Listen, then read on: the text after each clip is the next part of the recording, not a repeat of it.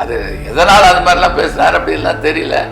ஆனால் ஒன்று என்னை பொறுத்தவரையிலும் மும்மொழி கொள்கை இந்த இதெல்லாம் அந்த நீங்கள் சொல்கிறீங்களா அது என்னது விஸ்வகர்மா திட்டம் அதெல்லாம் போயிடுச்சு.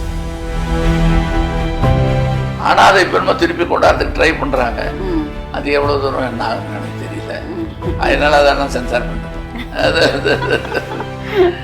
அது 65 வந்து நாங்கள் சட்டக்கல்லூரி விட்டு வரும்போதெல்லாம் அவர் வந்து இந்திய எதிர்ப்பு போராட்டத்தை ரொம்ப சப்போர்ட் பண்ணார் அண்ணாவோட சேர்ந்து. அதுக்கப்புறம் சுதந்திரா பார்ட்டின்னு வந்தார். அவருடைய சரித்திரம் வந்து ரொம்ப நீண்டது, ரொம்ப பெருசு. வக்கீல் தொழிலை 1919 விட்டுட்டு போனதுக்கப்புறம் 1919 1900 செத்து போனது 1972. அவருடைய வாழ்க்கை வந்து நிறைய நெளிவு சுழிவுகளை கொண்டது. அந்த காலத்து விவரங்கள் படி 5000 பள்ளிக்கூடத்தை அவர் மூடினார். காமராஜர் பதவி ஏற்று முதல்வர் ஆன உடனே கொஞ்ச நாளில் 10,000 பள்ளிக்கூடம் மாற்றிட்டார். சலவை தொழிலாளிகள்லாம் அது ஒரு ரெக்கார்டு ஆயிருக்கு. சித்தாரிப்பட்டிலையும் அங்கே போய் அவங்ககிட்ட பேசியிருக்காரு.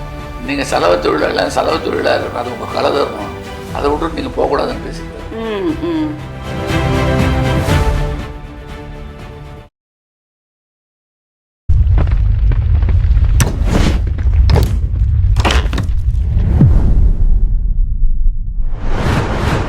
சார், குலக்கல்வின்றது அந்த காலகட்டத்தில் இருந்தது பார்த்தீங்களா? நீங்க அதுல பயின்று வந்தவர் தானே, எப்படி இருந்தது அதோட திட்டங்கள்? 54 நான் ஸ்கூல்ல தான் இருந்தேங்க. அவர் வந்து எப்படின்னா பாதி நேரம் ஸ்கூலு, பாதி நேரம் அவங்க வீட்டுக்கு போய் அவங்க அப்பா அம்மா செய்யற வேலையை செய்யணும், வேலை செய்யணும். அதனால இந்த நாட்டினுடைய எக்கானமி வளரும், எல்லாம் வளரும்னாரு. எஜுகேஷனும் இருக்கும், இதுவும் இருக்குன்னா அவருடைய. ஆனா அதுக்கு பயங்கர எதிர்ப்புகள் வந்தது. காரணம் என்னன்னா அவன் அந்த ஜாதி வேலையை தான் செய்யணும், வேற வேலையை செய்யக்கூடாது, எல்லாம் பிரச்சனை இல்லை. அது நான் அதுக்குள்ள போல. அந்த அதனால அவருடைய ரிசைன் பண்ண போய் சி சுப்பிரமணியத்தை அவர் நிக்க வைக்கிறாரு. அவர் பதிலா காமராஜர் நிக்கிறாரு. காமராஜர் 94 ஓட்டுல ஜெயிக்கிறாரு. இவர் 64 ஓட்டுல சி சுப்பிரமணியம் தோத்து போனாரு. காமராஜர் வந்த கையோடவே கொஞ்ச நாள்ல 5000 பள்ளிக்கூடத்தை மூணு 10,000 பள்ளிக்கூடமா பண்ணிட்டாரு. அப்படியே அந்த குலக்கல்வி திட்டத்தை காணாம போட்டாங்க. அந்த விஸ்வகர்மா திட்டங்கிறது அந்த காலத்துல அவங்க கொண்டாந்தது. அந்த காலத்து விவரங்கள் படி 5000 பள்ளிக்கூடத்தை அவர் மூடினாரு. காமராஜர் பதவி ஏற்று முதல்வர் ஆன உடனே கொஞ்ச நாள்ல 10,000 பள்ளிக்கூடம் மாத்திட்டாரு. அப்புறம் எல்லாருக்கும் கொடுக்க ஆரம்பிச்சிட்டாரு. இதுல என்ன ராஜாஜன் அங்கிருந்து இங்க சலவை தொழிலாளிகள்லாம் அது ஒரு ரெக்கார்ட் ஆயிருக்கு. இதுல சித்தாரிப்பட்டிலையும் அங்கே போய் அவங்ககிட்ட பேசியிருக்காரு. நீங்கள் சலவை தொழிலாளர் அது உங்கள் கலை தரணும், அதை விட்டுட்டு நீங்கள் போகக்கூடாதுன்னு பேசியிருக்காரு. அது எதனால் அது மாதிரிலாம் பேசினார் அப்படின்லாம் தெரியல. ஆனால் ஒன்று என்னை பொறுத்தவரையிலும் அந்த மும்மொழி கொள்கை இந்த இதெல்லாம் அந்த நீங்கள் சொல்கிறீங்களா அது என்னது விஸ்வகர்மா திட்டம் அதெல்லாம் போயிடுச்சு. அது முடிஞ்சிருச்சு, எங்கள் காலத்திலே அது முடிஞ்சிருச்சு. ஆனால் அதை இப்போ நம்ம திருப்பி கொண்டாடுறதுக்கு ட்ரை பண்ணுறாங்க. அது எவ்வளோ தூரம் என்ன ஆகுன்னு எனக்கு தெரியல. அதனால அதை நான் சென்சார் பண்ணிட்டேன்.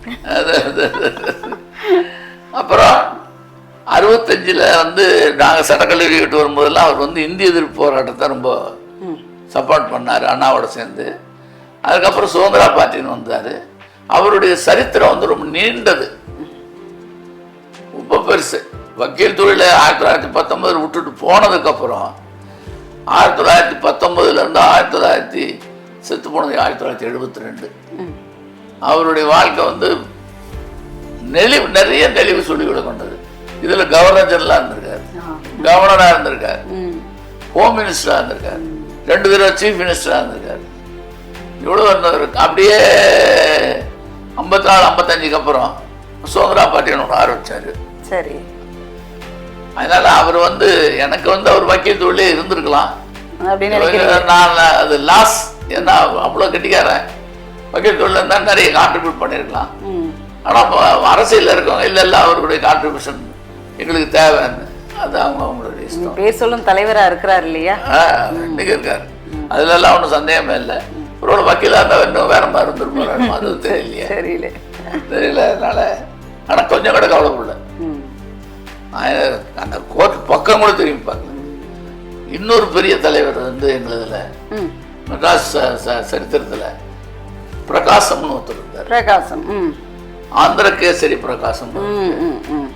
ஆந்திர கேசரி, ஆந்திராவுடைய சிங்கம். ஷேர் பண்ணுங்க, சப்ஸ்கிரைப் பண்ணுங்க, மறக்காம பெல் பட்டனை கிளிக் பண்ணுங்க.